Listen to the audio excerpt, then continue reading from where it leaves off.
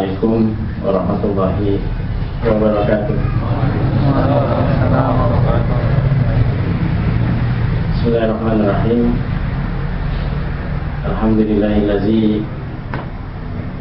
hadana li hadza wa ma kunna linahtadiya laula an hadanallah. Wa nusalli wa nusallim ala sayyidina Muhammad ibn Abdullah wa ala alihi wa ashabihi wa man da'a bi hadihi ila yaumil qiyamah. Wa qala Allah azza wa jalla fi kitabil aziz, a'udzu billahi minasyaitonir rajim. Bismillahirrahmanirrahim.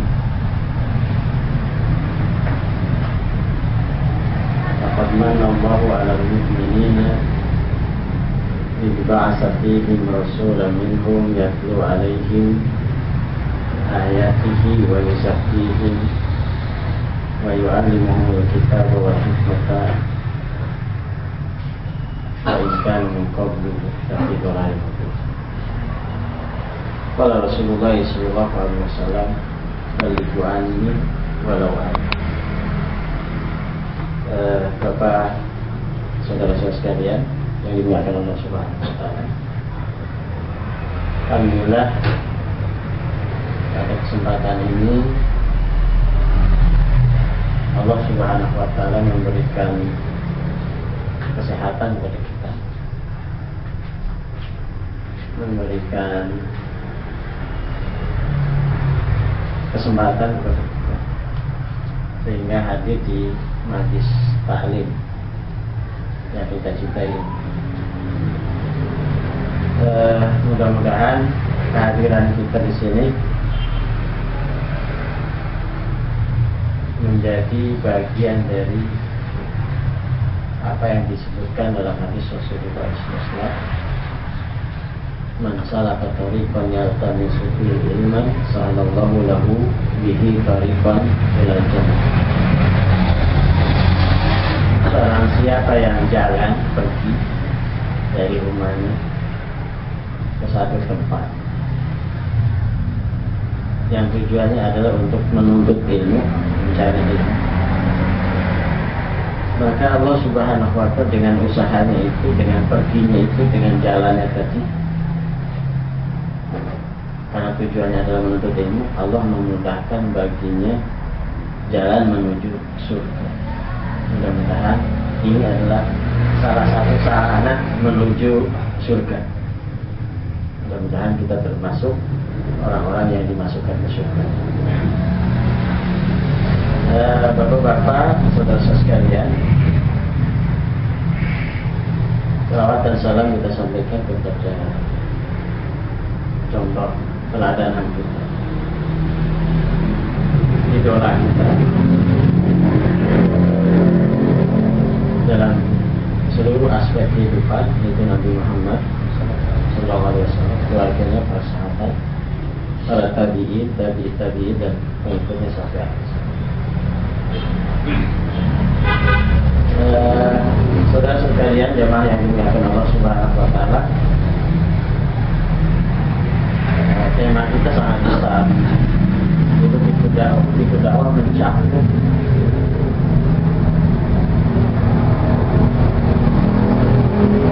orang yang berdakwah dan orang yang didakwahi mati. Sarana berdakwah, cara berdakwah, materi dakwah. Nggak mungkin malam ini dalam waktu yang singkat kita bahas semua. Tapi paling tidak mungkin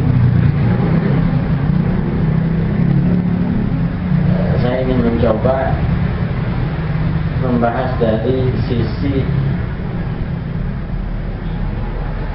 betapa pentingnya dakwah ini. Kalau kita berbicara tentang dakwah, intinya adalah mengajak orang kepada beribadah pada Allah Subhanahu wa ta'ala. memperbanyak orang-orang soleh,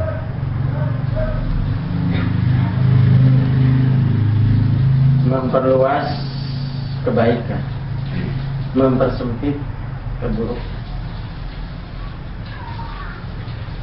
Inti dari dakwah itu adalah perubahan dari kondisi tidak baik menjadi baik, dengan usaha kita, dengan kerja kita, dengan pendekatan kita yang tadinya kebaikan misalnya 1 berubah menjadi 2 dan seterusnya. Itu adalah dakwah. Namun demikian, usaha-usaha atau kerja-kerja dakwah tidak selalu diukur dengan hasil. Walaupun ketika kita berdakwah harus punya target, adanya perubahan.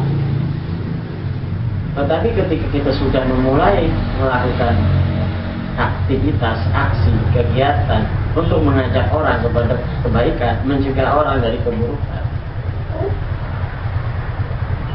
itu tidak sia-sia.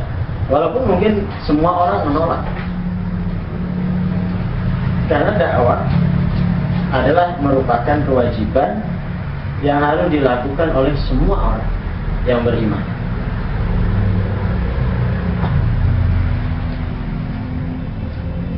Ketika kita tahu tentang Islam, tahu tentang Al-Quran, walaupun hanya 1 ayat, wajib disampaikan. Tahu tentang hadis, walaupun hanya 1 hadis pendek, harus kita sampaikan. Kita sudah mengamalkan ajaran-ajaran Islam, kita sudah sholat, maka harus kita ajarkan kepada yang lain, paling tidak kepada keluarga kita, istri, anak, orang yang terdekat. Kalau kita diam saja di keluarga kita, ada yang belum sholat, diam saja, maka kita dosa, walaupun kita sholat. Karena tahu ada kemungkaran, lalu kita diam, maka kita dosa. Di lingkungan kita tahu ada hal yang negatif, lalu kita diam saja. Sementara kita mampu untuk menyampaikan dan mengingatkan, maka kita berdosa. Ya.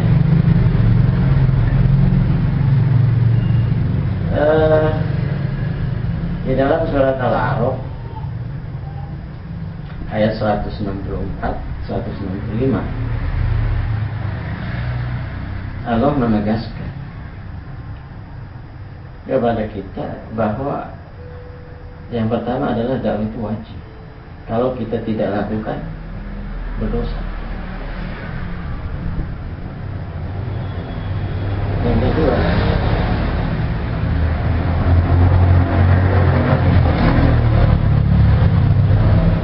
kita berdakwah ini ada usaha, upaya untuk adanya perubahan. Ingatkan orang. Allah mengatakan, "A'udzubillahi minasyaitonir rajim. Wa idz qalat ummatun minhum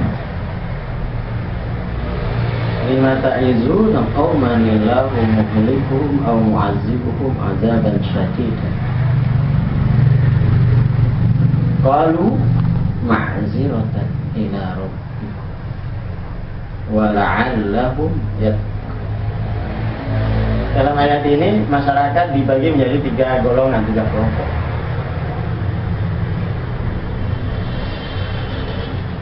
Ada kelompok yang aktif berdakwah, mengajak orang kepada kebaikan, mencegah dari kemungkaran.